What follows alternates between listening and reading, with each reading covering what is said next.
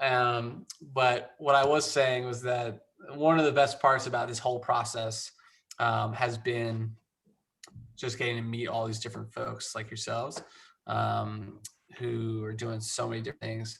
And it's just surprising too. Like you forget that there's a big community out here of educators and folks. And so that's been a special part of this. Other than that though, it's the last conversation of the week, which is exciting.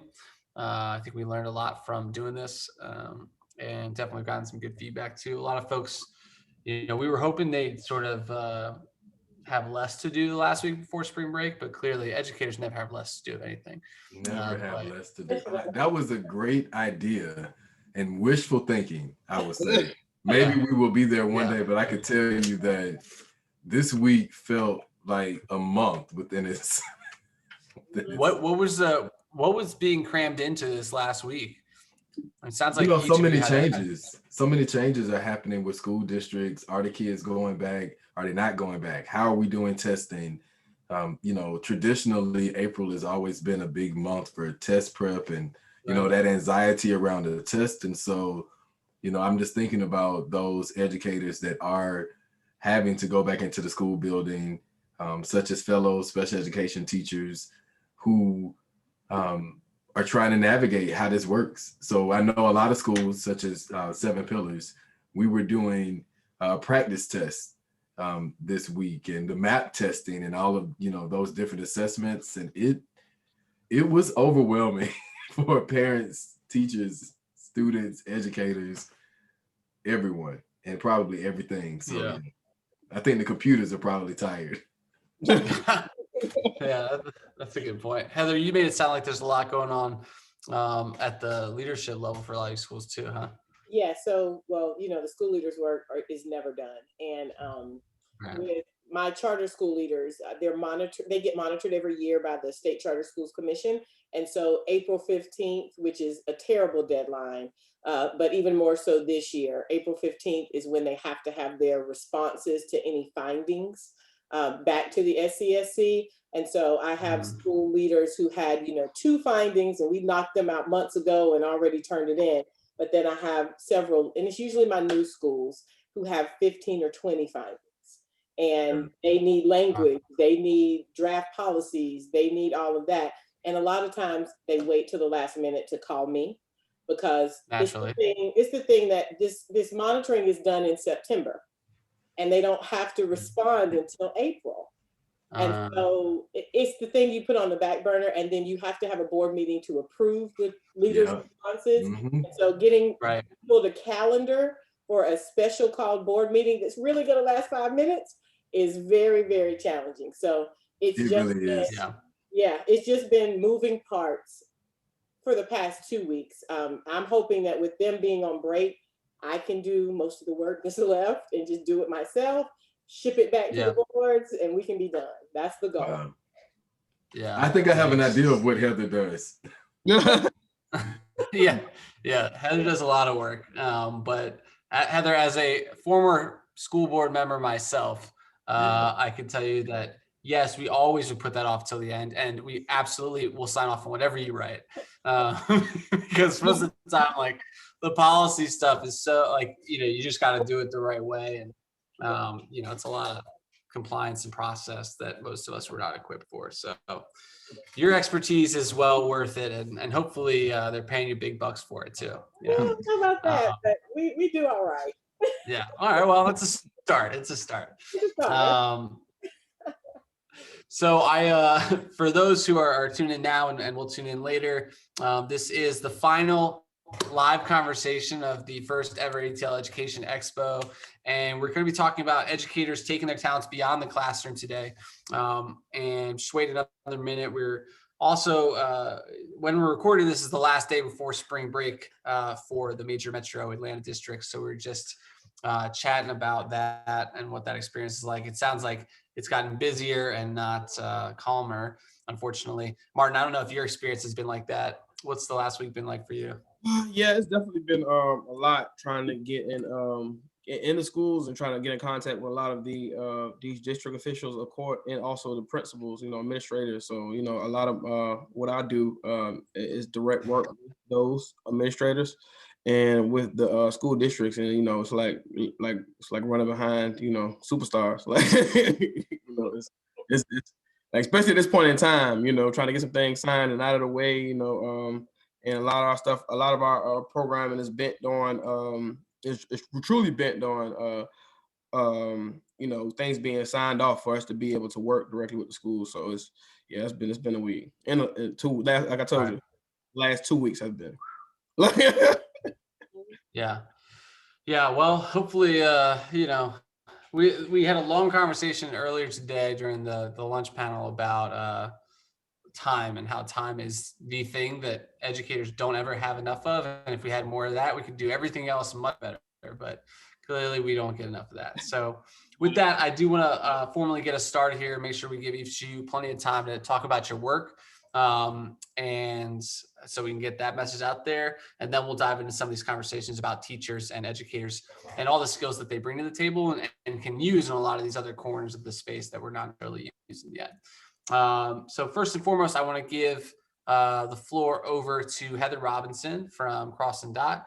Heather is going to take a few minutes to talk about what she does, and after that, we'll pass it over to Jason Allen from EdLanta, and then finish up with Martin Chaplin from Imagine Ed. But Heather, the floor is yours. All right, fantastic. Well, hello everyone, and I am so excited to be here. I am excited to share with you about my business, Cross Dot LLC. And Cross Dot means exactly what you think. We cross the T's and we dot the I's. Our work is focused primarily on school leaders and governing boards. So again, I'm Heather Robinson. I'm the President and Chief Education Officer. But just to tell you a little bit about me, I was a school leader. I started my career as a high school math teacher, moved into some virtual school teaching. That became a leadership role. And then I was the executive director of Georgia Connections Academy for the first 8 years, the very proud former executive director of that school.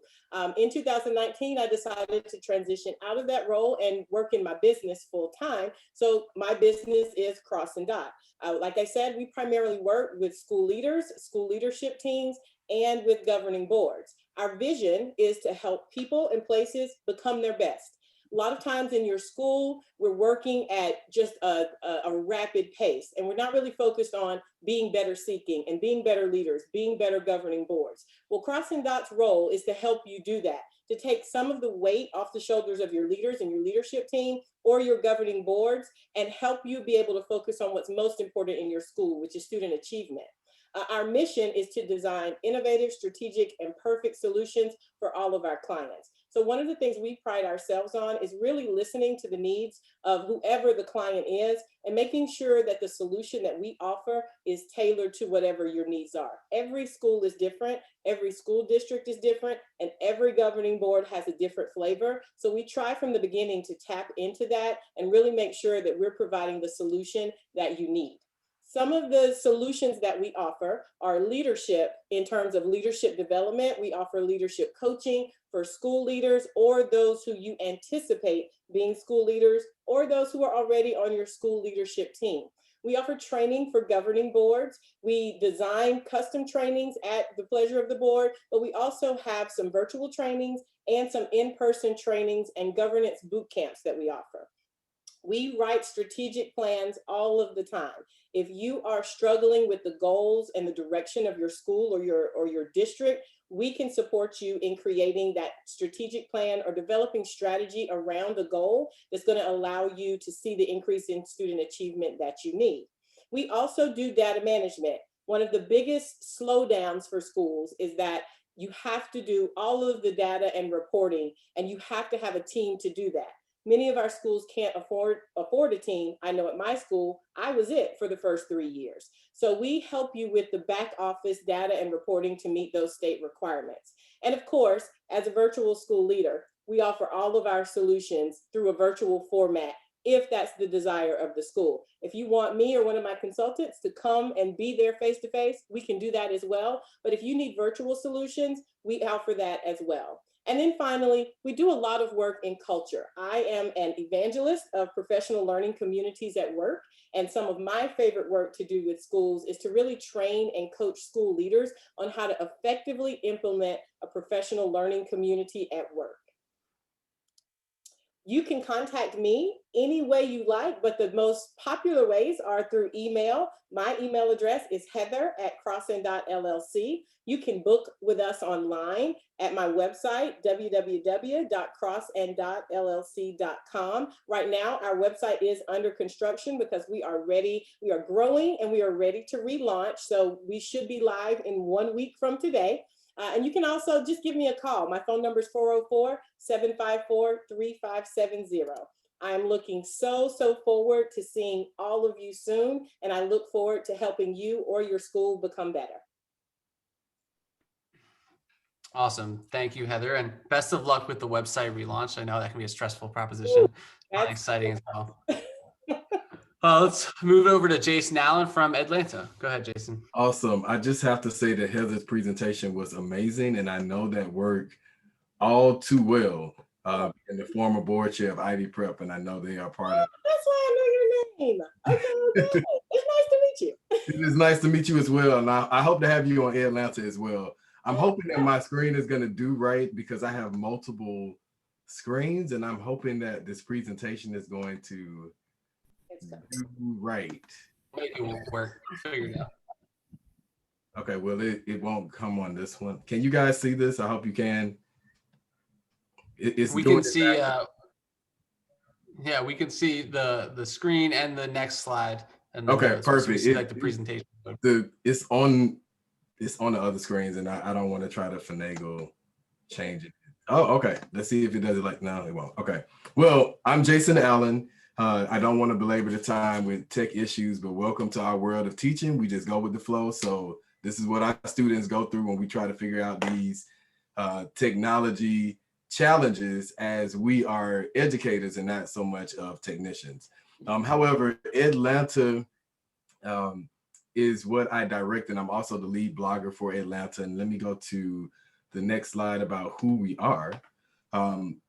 The Education Post created EdLanta, a part of their research through the Obama administration in regards to a very important conversation around reimagining schools. And so we are an entity of the Education Post and a part of the larger Bright Beam Network, which is a network of educational entities, advocates, leaders, teachers, parents, and students who are wanting to see what education will look like 2050 and beyond, much like what we have seen with the Atlanta Education Expo. Since the inception of EdLanta as an advocacy blog here for the city of Atlanta and the metro area, we currently and recently have developed an EdLanta Student Coalition. As a teacher at Seven Pillars Career Academy, which is the state of Georgia's first non-traditional school and also the only non-suspension school in the state. And so that level of innovation really helped to create the EdLanta Student Coalition. It actually started with my class and my group of students who wanted to see changes in the Metro Atlanta school districts. And the EdLanta Student Coalition does the tangible work, the in-person work of the blog that lifts a series of stories, experiences, call to actions of people who want to see change within Georgia's educational system. But we also continue conversations around reimagining schools and, in the words of Auntie Maxine, reclaiming our time in regards to how we're educating children and building the bridges with families and communities.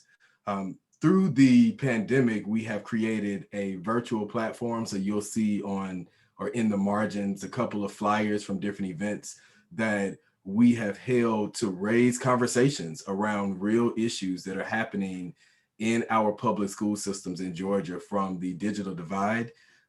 Georgia has 500 plus families who still do not have consistent access to internet, or they have the capability to do virtual learning in the pandemic. So that's happening in real time here in Georgia.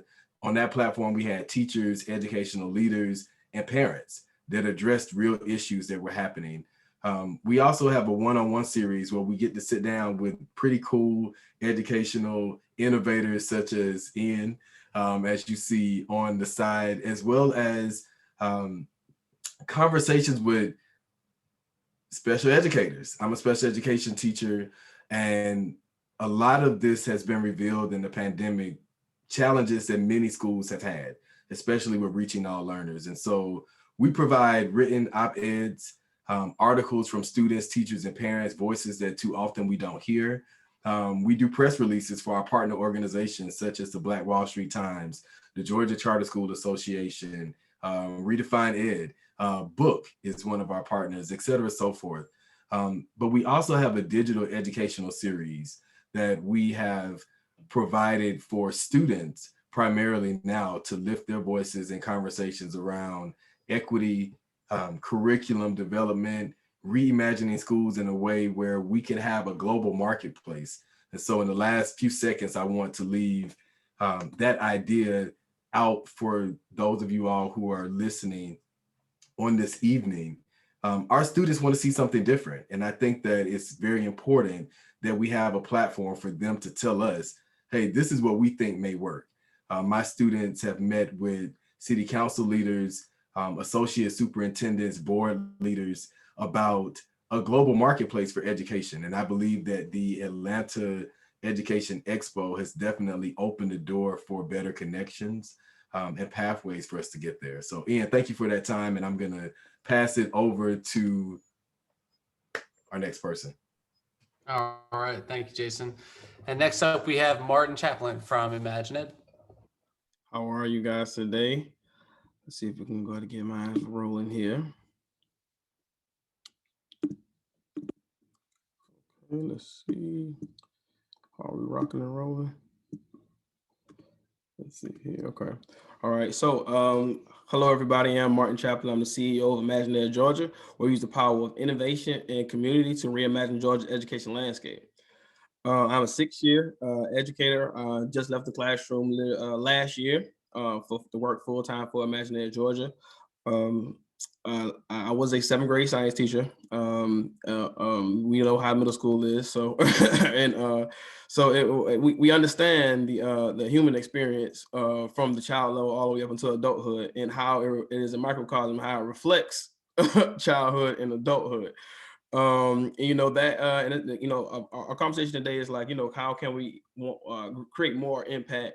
That's pretty much what my story kind of, my journey kind of reflects. It reflects me in the classroom, understanding that being in the classroom and being working at the capacity that I was working, there was more impact that I could have been doing and assisting in being more of support to educators and school systems just from learning all of what I've learned.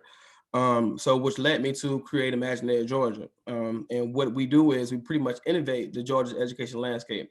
We do that through through 3 ways. And you kind of can see here that we have opportunities for innovation. Of course, that would be our problems and what we pretty much do in the innovation space.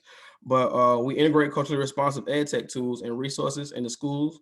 We gain visibility with we help schools gain visibility with top and local education leaders and engage educators in the nation's most innovative professional development curricula. We do that because simply together everyone achieves more. That's really why we are here at the Education Expo. And what happens in the school system, we saw a lot is that we work in silos. So what we to be able to grow and for anything to grow, we understand that we must grow as an ecosystem. Nothing lives without an ecosystem. And I really appreciate Ian for bringing us here together today to really practice that ecosystem relationships and leverage one another for growth. So pretty much what we are a liaison to the school system.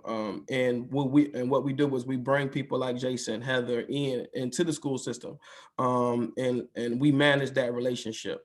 to make sure that the schools are growing and with the students in mind, and they're receiving the support they need, because the support is there. It's just not a pipeline into the school system, and understanding who play what role in the ecosystem. So our signature solutions is, of course, community building. We have 3 signature community building events that we have. We have an educator support group, group me in the Slack channel. We have our Black Voices in Education speaker series. I'll definitely be reaching out to a few of you guys to jump onto those, which are the innovative things you guys are working on. We have the Innovative Educator Awards, which is coming in at the end of June, where we're going to be giving our teachers and educators the flowers that they deserve for working through the pandemic and being those innovators in the classroom. Also, network expansion. We connect schools to innovative partners that fit school-specific needs. And we serve as a liaison to ensure partnerships, and also venture development. We just had a accelerator for my folks who don't know what a business accelerator is. It's an actual program where we took actual educators, 6 educators, through a 6-week period, a 5-week period class, and we gave them support. We helped them actually go from ideation, from an idea all the way to a minimum viable product. That means that they can actually sell something and make some money. And 2 of those ventures actually has gotten funding. One has gotten funding in the 6 figures from on our partners at Georgia Tech. And it's just kind of help you understand the power of being from the ground up. Whenever you know the problems from the ground, you actually know how to give great solutions. And we help foster that inside of educators so that they can see that in themselves and push them to actually grow great actual businesses and more solutions that would really innovates the next generation. So some of the problems in the landscape is that, for you guys as providers, 66% of ed tech providers are unsatisfied with the visibility in school. And there's a lack of our tailored community resources for ed tech entrepreneurs in Georgia. And entrepreneurs have difficulty with connecting with teachers in the field, and for pretty much research and pilot programming. So we also help with that. We technically are a hybrid model. So we have a for-profit side, which is called Imagine Ed Tech Solutions. These problems are just a tad bit more different. Just a tad bit different, but they actually bring everything together in full circle. So some of the problems that we have in the school system now is that we spend $13 billion a year on 7,000 pieces of ed tech. And spend 85% of that spending is wasted on products that we don't even use. For example, in my school, my last school that I worked at a few years back, we had students, Black and brown students, but we had hockey games to teach students how to learn physics. We know that that's not necessarily the best fit for that school. So that's a whole product wasted, $10,000 to $15,000 wasted. So what we do is we save schools money by actually just bringing tools to them that actually fit them. So we have vendor fair coordination, innovative partner sourcing, and innovative partnership management as some of our offerings. All right, I think that's pretty much it. I'm sorry, but and you guys can actually you can, I can make it a little bit larger here, but you guys can reach me at martin.chaplin@imaginegeorgia.org if you have any inquiries, or you can make an inquiry on our website at imaginega.org. Awesome. Thank you, Martin. Crazy stat too about the wasted spending, although from my personal experience, I'm sure Jason and Heather can attest to this too. We've probably all seen stuff like that. I was a high school teacher, and my first year I walked into one of the closets in the media center, and there were 100 document cameras never opened. And the media center director, he's like, yeah, if you want them, you could use them in your classroom. And I was like, when did we get these? He's like, a couple of years ago. I think they cost like $50,000 and no one's checked them out. It's like, yikes. So I appreciate y'all. Thank you all for presenting on your work. A lot of cool and interesting things. And so my first question is going to be to each of y'all to do two things. First and foremost, one of the recurring issues that comes up throughout this week, and we even talked about it before we formally started today, is where do educators find the time to do things? Clearly, the three of you found time to come up with these businesses and these initiatives while oftentimes you were already still in the classroom or working with schools. And so I'd love to know, first and foremost, where did you find the time when you first got rolling with these concepts? And then in addition to that, what has been the biggest win that you think really encapsulates what you do and why you do it? And I'd like to just go back in the order that we presented. So Heather, if you could tell us, when did you first find the time to start thinking about establishing this as a business? And then what's been the biggest win up to this point that really epitomizes why you do what you do? So I actually started my business at the push of other people. I had no intention of ever being a business owner. I was a math teacher and a school leader, and that was my jam, and that was what I was going to retire doing. But I had several people at work and in my life say, you are missing your calling. And I always thought education was my calling. I never thought about it as, I call it entrepreneurship. So how I found the time, and at the time I started my business in 2014. And so I was a full-on school leader in my third year, went ahead and launched this business. And the first client kind of came to me very randomly. The way I made time was I just had to stay up later and get up earlier. And that's the hard, cold facts, is I had to decide if this was something I really wanted to do, if this was something I really wanted to pursue. I had two very small kids. I had a family. I had a lot of responsibilities, but you make time for what you're passionate about. And so I began getting up at 5 in the morning because my kids in my household didn't wake up till 7. That got me 2 hours. Then my kids went to bed, hopefully at 8 o'clock. If everybody else is in bed by 10, then, or if I'm down with all of the other things that I need to do as a mom by 10, then, okay, if I can stay up till 11, I bought myself 3 hours in a day. And that was really how it started, was just in those off times when I could carve out some time, I would. The biggest win for me was when I decided to leave my school, and I shared that with, of course, my staff, but when I shared that with the State Charter Schools Commission, the biggest win was that they said, and what's your last day? Because the next day we need to go into contract with you. That was the biggest win for me, and that was the biggest. That's exactly what you want to hear. Exactly. That was the green light that was like, okay, you might actually be doing the right thing. Because, my family and my mom were like, you have a great job, a great career. What are you doing? But that was the piece that I needed to hear, was that, okay, you're not going to be jobless. You're not going to be out here, scrambling. There are actually already people who want to work with you. That was the biggest win by far. Every other client that I have gotten or that I have secured has certainly been a win. And it's been a wonderful, wonderful almost 2 years. But that one, that first vote of confidence, was absolutely the biggest one for me. Definitely. Thank you. Jason, how about you? Where did you find the time to get started in this work, and what's been the biggest win so far? Time is definitely a hot commodity, right? And something we don't have enough time of. I would definitely say one of the things that I have been able to do is coalition build. And, as a teacher, I reclaim my time by using what I had. So everything that I'm doing, for example, with EdLanta in regards to lifting voices, creating stories, sharing experiences, those were things that I was doing as a teacher full time. I was that teacher in faculty meetings. Why are we using this data incorrectly? Why aren't we looking for partners such as those that we see on this evening?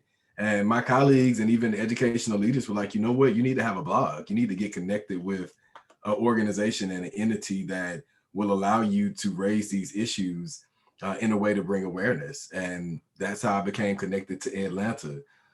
Through working with innovative school leaders such as Dr. Charcia Nichols, Christina Guillen, many others in the Metro Atlanta area, that's how I was able to use my time as a teacher to create the EdLanta Student Coalition. This is how I teach my students.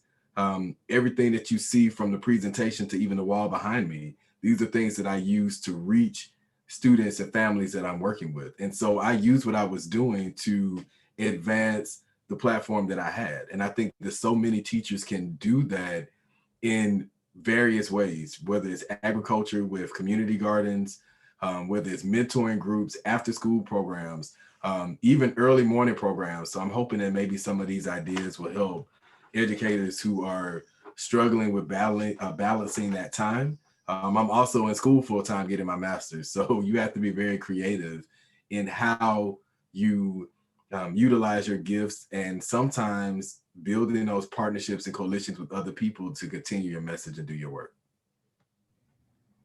Yeah, I think that's such a great point. Martin, how about you? How did you find the time to get this ball rolling, and what's been the biggest win so far?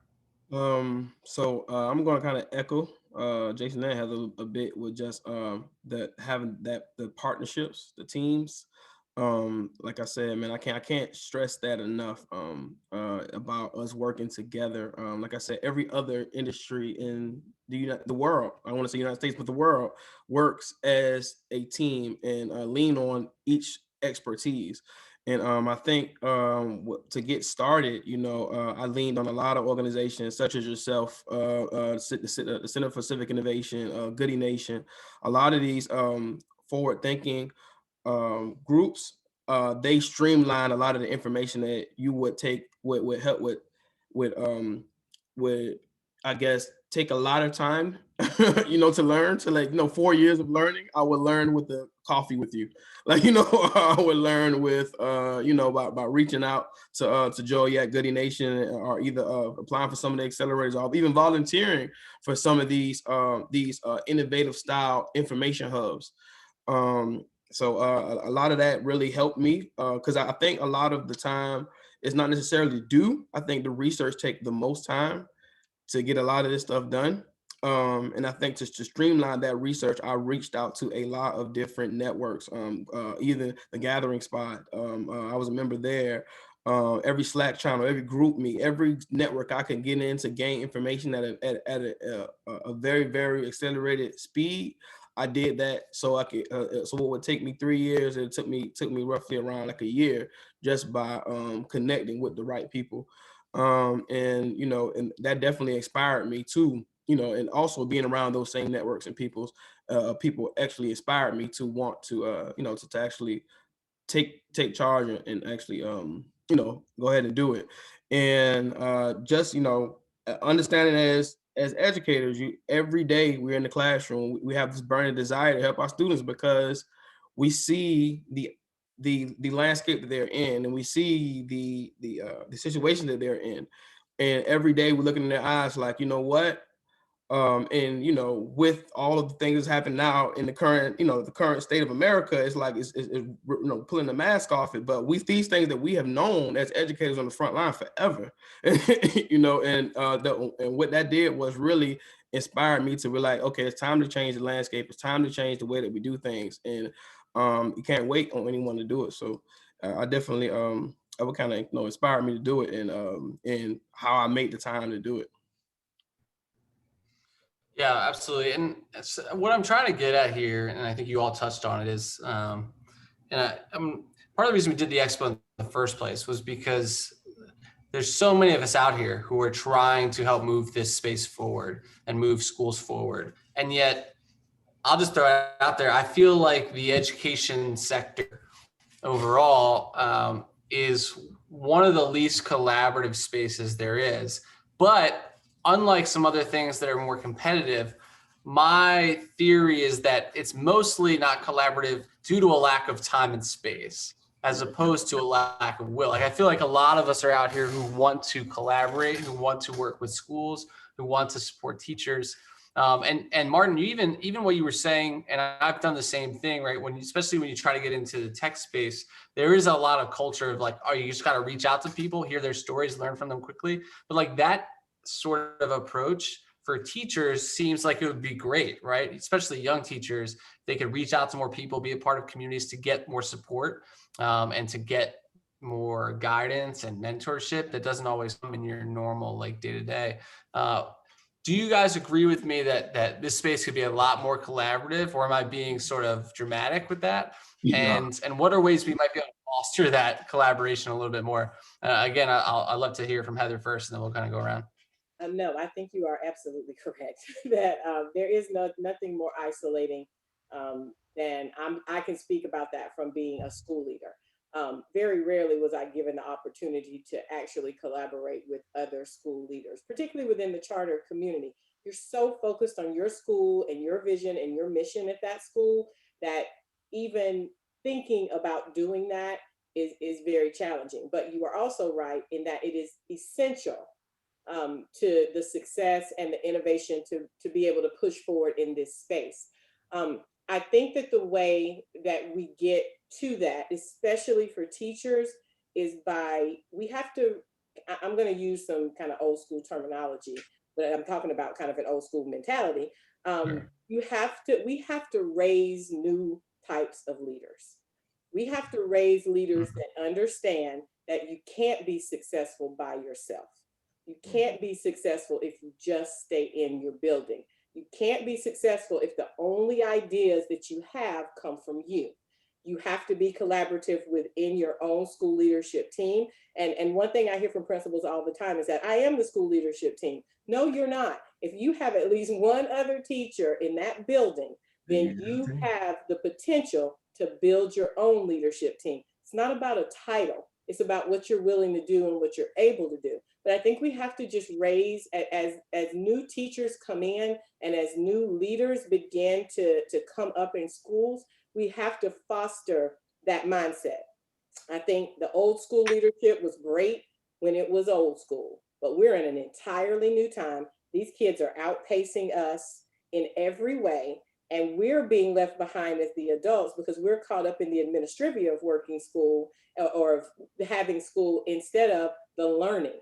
We've got to get focused back on the learning, and the way our kids learn is collaboration, period. They work together, whether it's on Snapchat, Instagram, in your classroom, on iReady, they know how to work together. We as teachers don't. And I think once teachers get empowered to work together in teams and understand that, I can just do a part, and if somebody else does their part, we can all knock this thing out and all get to the information that we need. I think if we can cultivate leaders who can really implement that and execute that and support teachers in doing that, I think we can start to move the needle forward on understanding what a collaborative learning community really is. So I'll pick up where Heather left off and say one of the focuses of EdLanta is reimagining schools, and how do we start that? One area is with the teacher pipeline.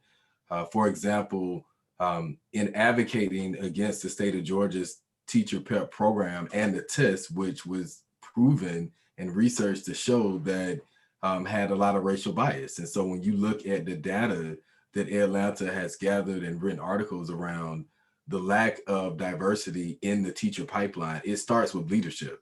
And so teachers do play a huge role in creating the culture. But as a former district and also school administrator, I know where the power lies. And so we need for leaders to understand that you have to have everyone at the table. I would like to highlight coalition building again. It takes everyone to give perspectives and input on what we want our schools to look like moving forward. We have an opportunity right now to do that, especially with the pandemic. We cannot expect for teachers and students to go back to a traditional model of learning where people have been exposed to flexibility. This is a prime time for us to continue to have these conversations, and that's what EdLanta is going to do. We have already had a couple of people who've been on the expo on our platform to reach other people across the state. Like, wow, this is actually happening. How do we get to this place? So reimagining schools starts with changing the teacher pipeline and improving that, but also we have to change the funding formula so that we have more Heathers, right, that are able to support schools and our systems are changing. So why do we not have more systems of charters where we can actually fund private and non-traditional and traditional public schools, because they all work for different sets of people and different kids. Every child doesn't learn the same. They all don't learn in the same mode or model. And so we need as much flexibility as possible. And that's what I would want to lend to the conversation around why it's important for us to collaborate, but also to be as inclusive as possible with the voices who are in these conversations. Jason, can you say what you said? I don't know if you'll remember, but can you say what you said again about we can't expect, if I'm misquoting you, I definitely want you to correct me. We can't expect folks to go back to a traditional way of learning when they've now been exposed to this. We absolutely cannot. And saying that right? Yeah, no, you're absolutely saying that right. I'm And that came from my students. Yeah, so I'm a middle school teacher. I'm a middle school teacher, by the way. And so these conversations, we can't sleep on the fact that, oh, they're just kids and they don't have ideas. Well, EdLanta Student Coalition, we have 5th grade students that are speaking out and saying, I don't want to just walk in a straight line to go to the restroom when now I've been able to go to the bathroom on my own in my house or in my small learning pod without someone having to tell me to walk in a straight line. Like, we have to deprogram ourselves of traditional systems that we know are not passing and creating future leaders that we've spoken to on this platform. We have the ability right now, every teacher, not just complaining about, I want to end on this. Complaints and advocacy are two different things. Advocacy's main goal is to raise awareness around issues, but also to prevent or provide solutions. And this is what I do as a teacher, and I teach my students to do this very same thing. So if you feel overworked, I'm one teacher. I don't even have a para, but guess who I do have? I have my students. So now I'm training them as I'm teaching them on how to do things. So if mom and dad are not home, baby, I have to make sure that you have a system in place to be able to organize yourself and read for yourself and learn for yourself and ask the questions on your own until that help may arrive for you. And so teachers have more support and innovation that they think, but we have to change the systems that don't allow them to breathe and do those things. Agreed. Great thought. Martin, what do you think? So state the question again, because we pulled a lot out of that. Yeah, absolutely. So the original question was around, do you feel like the education space is collaborative enough? And what are ways we can make it more collaborative to support each other and trying to reimagine it and move it forward? I mean, if you want to go ahead and start, at the very, very first step, let's figure out how to be collaborative, right? Like literally, let's just be open to the fact that we may not have all the answers, and let's look to find who is doing something in a great manner. We know that like there is no good idea that's not have been done. They haven't been done before, and I think so. I said that to say, so imagine that Georgia is technically Georgia's first ed cluster, education innovation cluster. I actually got a video on that. I forgot to show you guys earlier, but I guess you go to my website, you'll see it. But they have a authority called Digital Promise that teaches, that takes district leaders and principals of charter schools through programming on how to literally start to finish think in ecosystems and not in silos. Like literally a 6 week or 6 kind of fellowship programming, and it's called Digital Promise. And hopefully I can get in touch with you guys and send that information to you. But they only work with district leaders, and they only work with principals of charter schools. And Digital Promise is the authority over education innovation clusters, and they literally lay it out from start to finish on how to teach us to think a little bit differently. We do understand that our paradigms are finally shifting. Now our paradigm has shifted. Now we also need to understand how to put all of the feelings that we have into strategic actionable items with research.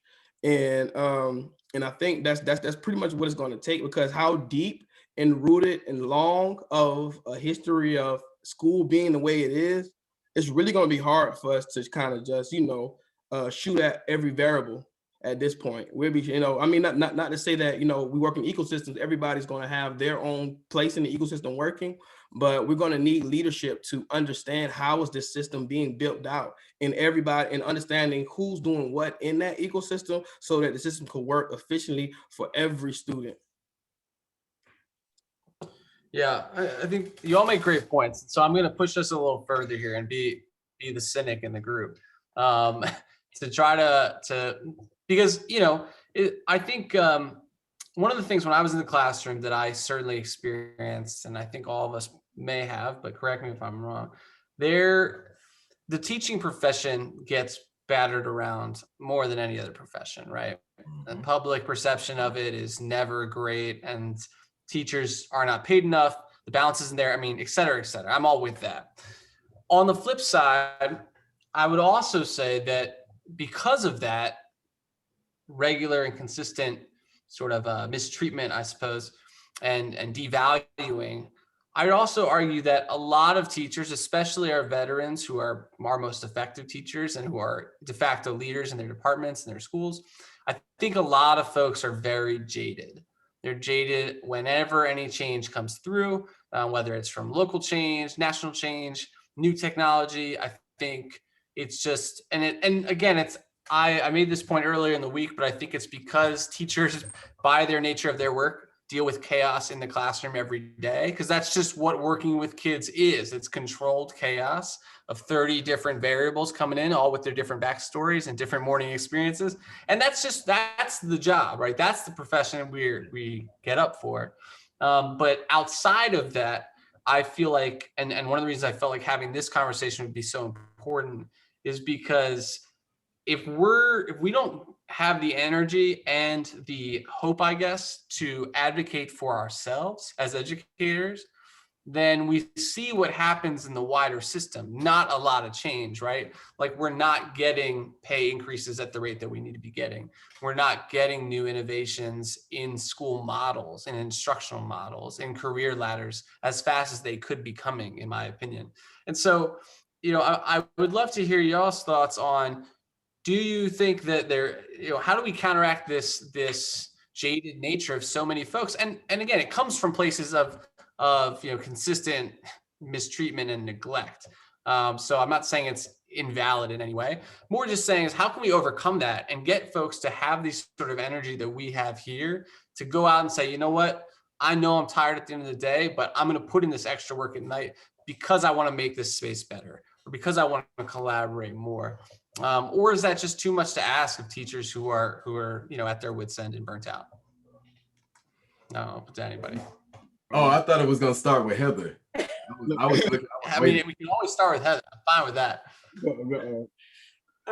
Wow, that's a great question. I can only answer it from my perspective as a school leader, not necessarily as a business owner. And you're right. There are a lot of jaded, traumatized teachers out there. And I say traumatized because one of the things that I experienced was I had teachers, we had a beautiful culture, and they still do have a beautiful culture at Georgia Connections Academy, but it was by design. Because I had a bad experience where I came from in terms of leadership and a lack of leadership. I was determined as a leader that from day one, this is going to be an atmosphere where we are positive, professional, and proactive. That's the only three things I ever asked any teacher to do. I even put it on the wall when they walked in. It's the only three things you got to do today. Be positive, be professional, and be proactive. We called it PQ because I'm a math teacher. So that was it. That was the deal. That was the culture. And if what you were doing was not one of those three things, you don't do it. End of discussion. Mm-hmm. But I encountered, as we went through, started growing and interviewing more teachers, I started to realize, this is a thing.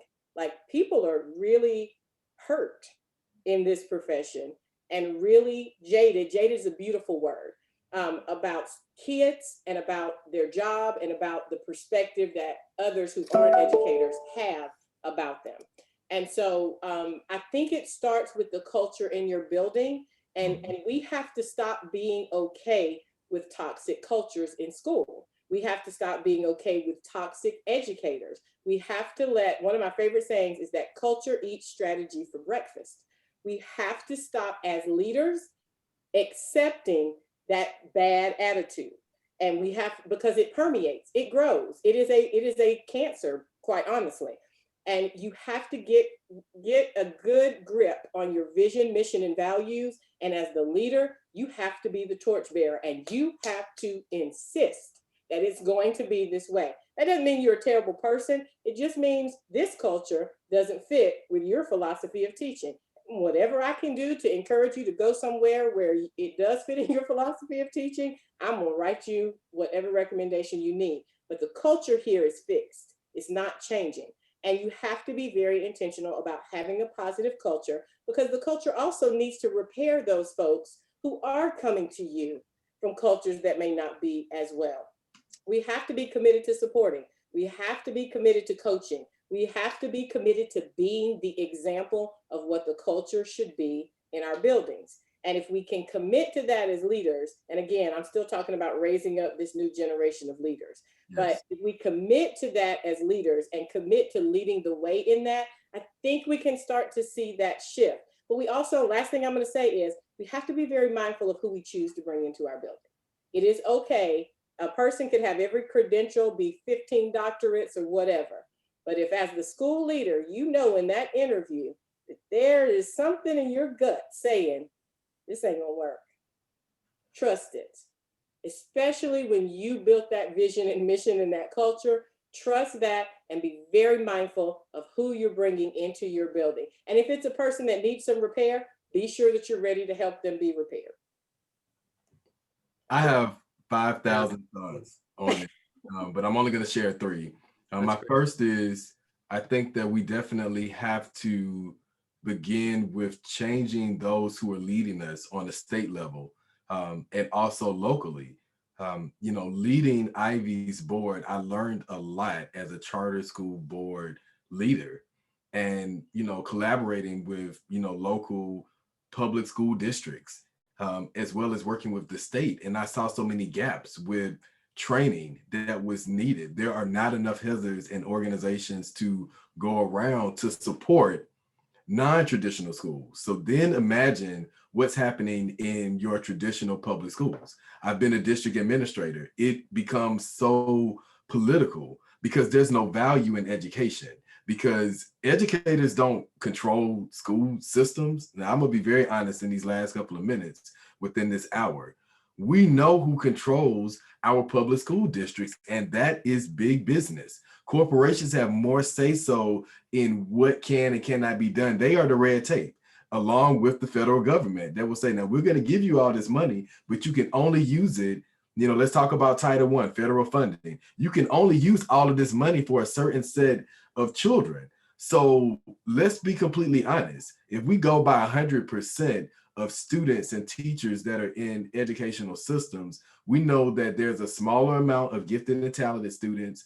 There may be a large amount of students that are exceptional learners in special education programs, but the majority of kids are in the middle, and they don't fit the funding for a lot of the programs that are needed for schools. Well, how does this connect to teachers being jaded? Well, if I come into a school district and I see all of these fancy partners, I see all of this nice technology, but I'm grabbing at certain things that are available to me because of how the system is set up. It's not set up to design success for teachers that are overworked, that don't have the power that they need. And we won't get that power because it goes back to our leadership. There's a policy in our state that prohibits parents, teachers, and students from serving on school boards. Now, our EdLanta Student Coalition is moving to work with local school boards to begin allowing students and parents to have a seat at the table so that we can begin to change the state law. Because until that changes, we'll never be able to really value not just education, but also value teachers. How are we going to have these major cities such as Atlanta, which is thriving with economic development, but we have such a lack of resources for our educational system? It doesn't match. it does not match. And so for those that are connected to big businesses and companies, hold them accountable, hold our state leadership accountable so that we can really invest in education and really value our teachers. All right, Martin, what do you want to add to the mix? Mental health. I mean, taking that very seriously, having those conversations inside of the school system. Teacher burnout has literally just became a actual mental health disorder, a mental health disease that I've seen recently. I read an article on EdSurge about it. Before it was just like, oh, you're just tired, you just burnt out, you'll be all right, drink some coffee, right?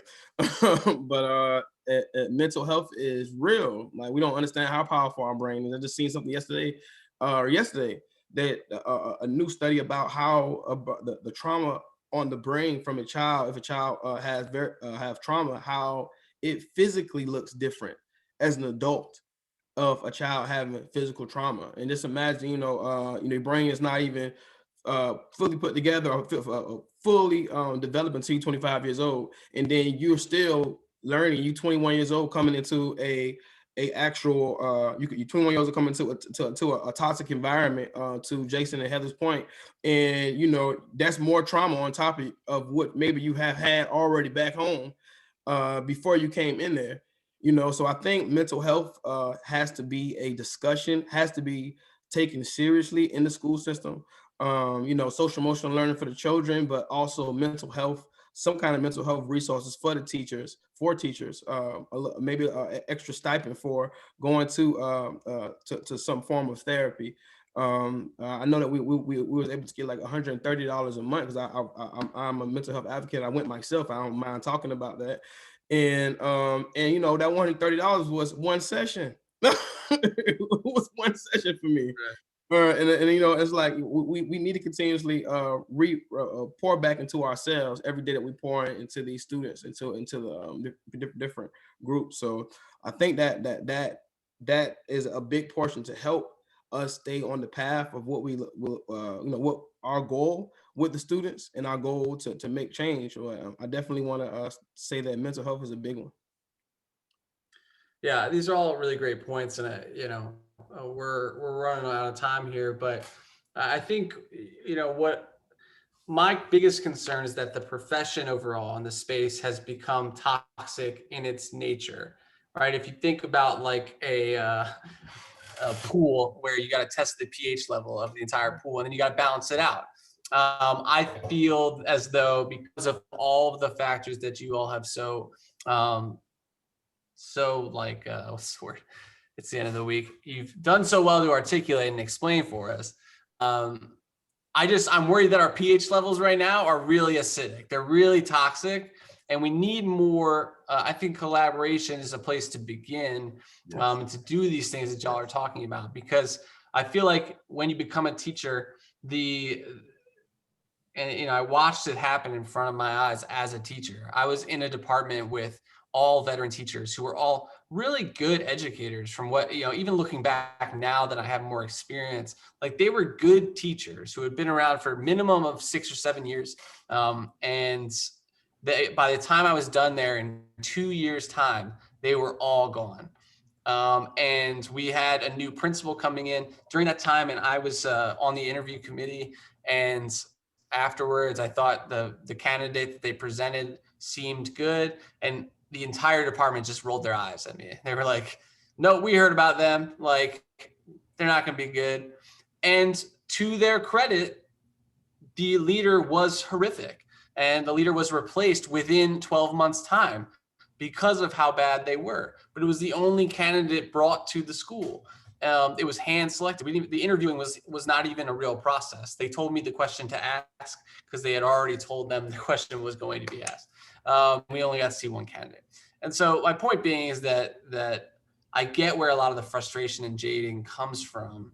And I just hope that more of us can get together like this and really try to start to counterbalance that. Give people, but it's going to take some effort on teachers' front too, right? Like, teachers going to have to have a little bit of hope and try to put their best foot forward too. And so I want to finish this with a final question. if you were able to give one piece of advice or one change you think school leaders or district leaders should make tomorrow to help start rebalancing this out and making the education better suited for educators and for kids, what's the first change that comes to mind? Jason, I'm going to start with you because I think you already sort of hinted at it with the school funding piece, but I'll ask you if that is where you'd start first, and then we'll go around to Heather and Martin to close it out. So I think that I would start with giving people an opportunity to think about what schools can actually look like. Even before we change the funding formula, what are we changing to? Even before we change policies, what are we changing to? And so I'll throw this back out to say, one of the things that schools do best are these surveys. Let's do a survey and ask parents and students and retired educators and community leaders and educational leaders, whether they are in non-traditional private schools, monasteries.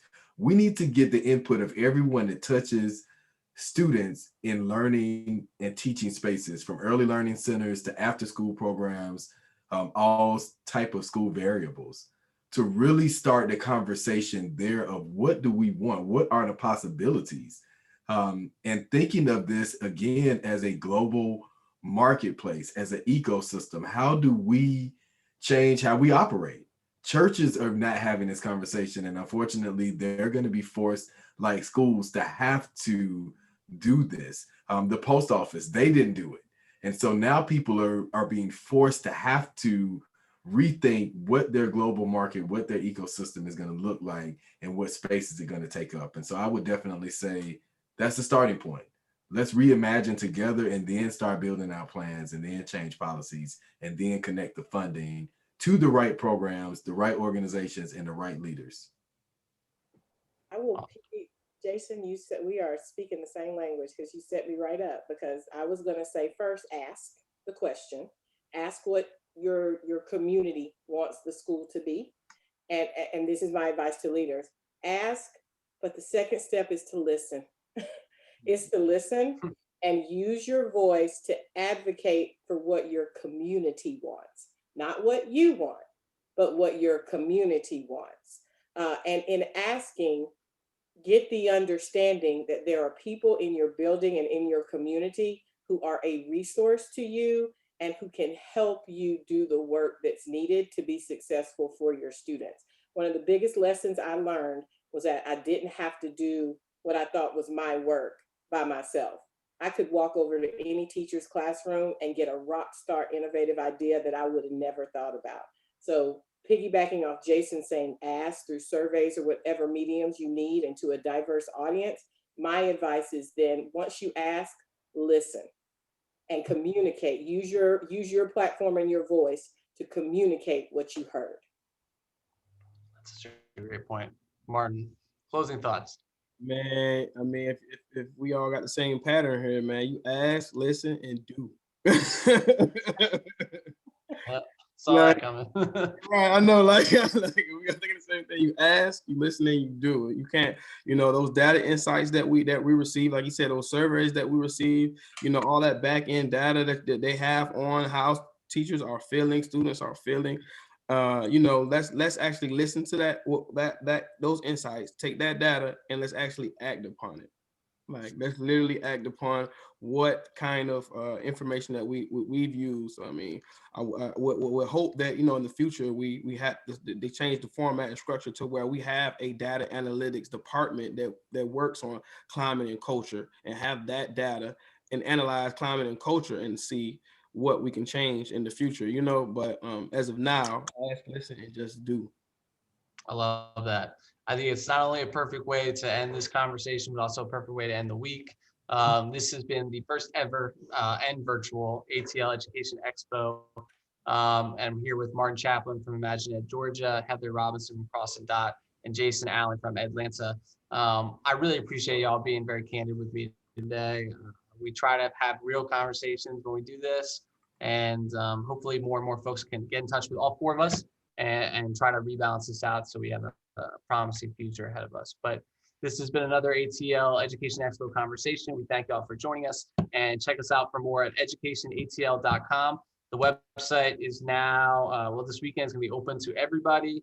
And we're going to try to turn it into one of the hubs that we have for a lot of information opportunities to connect with groups like these. So thank you all. Thanks, panelists, and we'll see y'all soon. Hey, have a good evening. Nice meeting everybody. We'll be in touch. Yes. Same.